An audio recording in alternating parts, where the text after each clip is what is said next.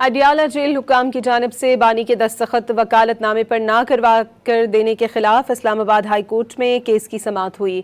अदालत ने superintendent Adiala jail से जवाब तलब कर लिया है। इस्लामाबाद हाई कोर्ट के जस्टिस खादिम हुसैन सुमरो ने वकील खालिद यूसुफ की दरख्वास्त पर समाअत की है। वकील की जानिब से अदालत को आगाह किया गया कि वो 5 बार अडियाला जेल गए लेकिन उनसे दस्तावेजात वसूल तक नहीं की गईं।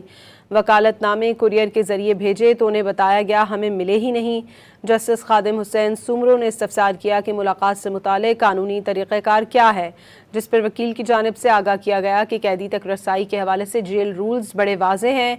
कैदियों से मुतालिक नेल्सन मंडेला रूल्स भी बैनुल अक़वामी सतह पर मौजूद हैं।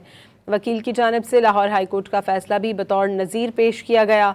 अदालत ने सुपरिटेंडेंट अडियाला जेल से जवाब तलब कर लिया। केस की मज़ीद समाअत 25 मई तक के लिए मुलतवी कर दी गई।